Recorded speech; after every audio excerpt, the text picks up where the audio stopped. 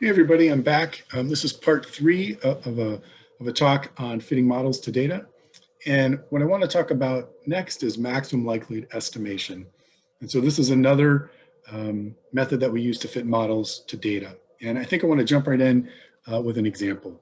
So suppose our goal is to estimate the prevalence of HIV, and we can only afford to sample 100 people.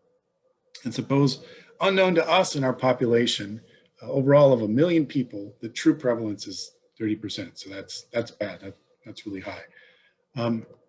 My question for you is, if we sample 100, what sample proportions are we likely to get? What's the most likely proportion that we would expect to get? What other values might be reasonable? What values would be absurd to get? So for example, we sample 100, the underlying population prevalence is 30%. It's very unlikely that everybody would be positive. It's also very unlikely that everybody would be negative. So what values are typical? And what sort of distribution do you think might be related to this process? What's governing it? And then suppose our actual data that we observe, we get 28 out of 100. What's the probability of that? So if you said this sounds like it might be related to the binomial distribution, you're correct. So we can calculate probabilities like these using a binomial probability mass function. So when is a binomial distribution applicable? Well, if you're doing a fixed number of trials, so in this case, we're sampling 100 people, and you have a probability of a hit that remains constant. So here, the probability that somebody tests positive, the true prevalence underlying that is 0.3. So X is the total number of people that test positive. So we can figure out what's the probability that 28 people test positive by taking 0.3 to the 28th times 1 minus 0.3, which is 0.7, times 100 minus 28. And then this term out here, binomial coefficient. So you can think of this as 100 choose X. If you're not sure what that means, ask me later. I'm happy to fill you in. But we can use R to compute this probability for us. This actually represents the binomial distribution when N is 100 and the true probability of a success or a hit is 0.3. So these are the different things that can occur. So the most likely thing, you said 30 or 30%, you're right, that's the highest bar here. Here's the bar for 29, here's the bar for 28. So we could find the area of this bar, and that represents the probability that we get exactly 28. And in this case, it's about 0.08. Now, here we said on the outset that the probability, the true underlying prevalence was 30%. Normally, we're not going to know that. And so we're just going to observe our data, 28 out of 100. And so what we really like to know, though, then is, well, what's a good guess for what the true underlying prevalence is? What's the best guess? And that's where maximum likelihood estimation comes in. So we could postulate lots of different true underlying prevalences and then look to see, well, if that's the case, how likely would we get data like the data we actually observed? So let me stop that screen and share something else with you. I think a picture really helps in a situation like this.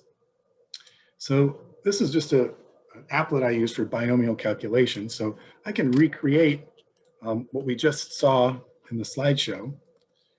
Here's the binomial distribution when N is 100 and the probability of a success is 0.3. 28, probability of getting that was our observed data, is about 0.08. What happens if, we don't know, pretend we don't know what the underlying prevalence is, and we suppose it's 15. What's the probability of getting 28 if the true underlying prevalence is 0.15? Well, small. So what that tells me, these are the typical values that we would get. That makes me think that, well, this is pretty unlikely to be the true underlying parameter value. We observed 28 out of 100. Here, if the truth is it's 15%, we would almost never get that. So to me, that seems like it's unlikely. We could change it and ask ourselves, well, how often will we get something as big as 28 if the true underlying prevalence is 0.2? Here, it's a little more likely, but still not very common. It only happened about 1% of the time, 1.5% of the time. We keep changing this. 25, it's about 0.07. 30, we saw before, it's about 0.08. What value will maximize the probability of getting 28? If you said 0.28, you're right. So when we switch it to 28, the probability of observing 28 hits is 0.088. And it turns out there's not another value we could change this to where we're going to get a bigger probability. It turns out that 0.28 is our maximum likelihood estimate. So a maximum likelihood estimate identifies the parameter value. Here's our parameter of interest here. It identifies the parameter value that gives the greatest probability of producing your data. That's how we identify it. So it maximizes seeing your data. So if we go back to the slideshow, we can see what happens when we plug in different prevalences. So the thing that's remaining constant is 28. What happens if we change the underlying parameter value? Here, R gives us the precise value. It's too small to see down here though, but it's low. When we switch it to 20, it gets bigger. 25 gets bigger. 30, 35, 40. So 40 seems unlikely. 15 seems unlikely. Which prevalence gives us the greatest probability of observing exactly 28 out of 100? Well, of the ones listed here, its prevalence is equal to 30. So that's the one that we picked.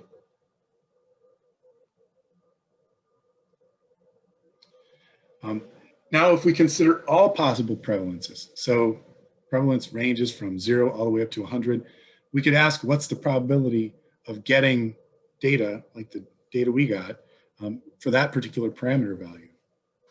The probability of our data, given prevalence, is the likelihood. That's how we define it. So likelihood for a specific parameter value is a conditional probability. And so if we figure that out for every single possible value, we can see this is the maximum value. And we already hinted at what that is.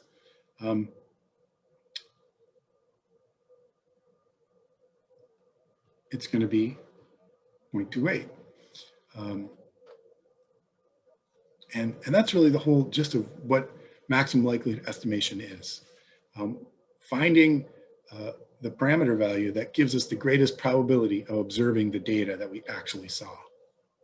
And so this is a simple example where we just have one binomial observation. So the likelihood function in general looks like this for a binomial situation.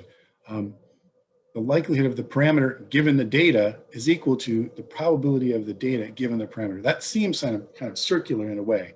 What you need to keep track of is the thing that's being fixed and the thing that's varying. And so here, this is the probability density function or probability mass function for a discrete variable.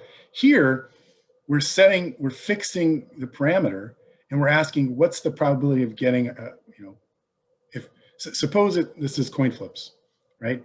And the truth is, when you flip a fair coin, the probability that you get heads is 0.5. If we flip a coin 10 times, we could ask, what's the probability we get exactly one head, or exactly two, or exactly three, all the way up to 10. The sum of those things will add up to 1.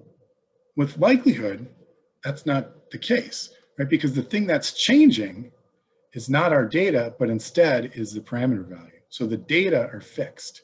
And so we're asking, given our data, here, let me plug in different parameter values and ask what's the probability of getting our data.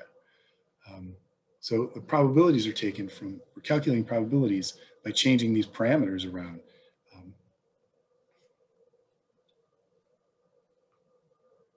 And so, again, we want to find the maximum likelihood estimate.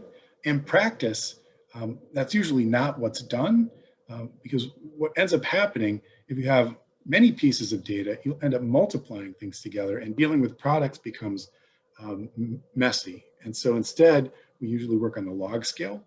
So we're dealing with sums instead of products. And we often, instead of maximizing the log likelihood, we often minimize the negative log likelihood. And so that was our maximum likelihood estimate for our scenario. If we flip to the negative log likelihood scale, we're going to get the same answer, 0.28. If we minimize this function, we'll find that its minimum happens at that exact same point. So it doesn't matter which scale you're working on, you're still going to get the same answer. And then going a little bit beyond the scope of this talk, I want to just talk briefly about how you can get confidence intervals then once you have an estimate, right? Your maximum likelihood estimate, how do you build a confidence interval around that? And so it's related to the likelihood ratio test. And so let's zoom in on this likelihood function. So I'm zooming in. The purple thing is still the same. It's our curve. I'm just changing the scale quite a bit here. This is our maximum likelihood estimate, 0.28. And it turns out, if you think back to earlier talk, I said one way you can get confidence intervals is by doing many, many sequential two-sided hypothesis tests, each time asking if a postulated or hypothesized value is plausible. So we can generate a confidence interval doing many likelihood ratio tests in a similar manner. And so this quantity, let me see if I can, just to give you a little bit of background, 1.92, where does that come from? So it turns out from statistical theory, we know that in a likelihood ratio test, this quantity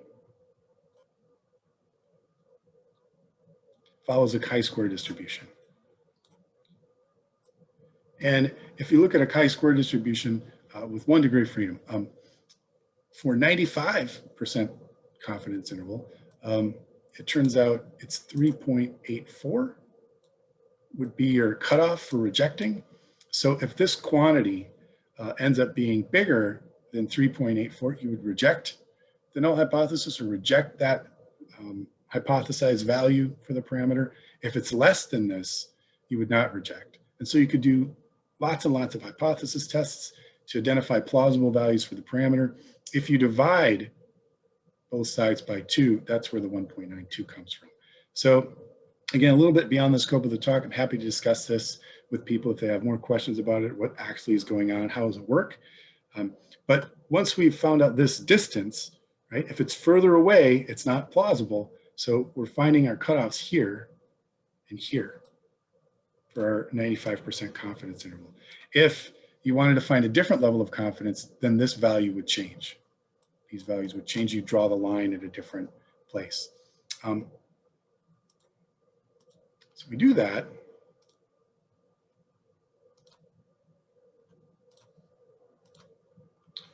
We can find that our confidence interval ends up being at 0.199 and 0.372. And so we actually were successful in capturing the true underlying prevalence in this case. And so the next step, how do we link this to actually fitting models to data? And so that's what I'm going to talk about in the next video.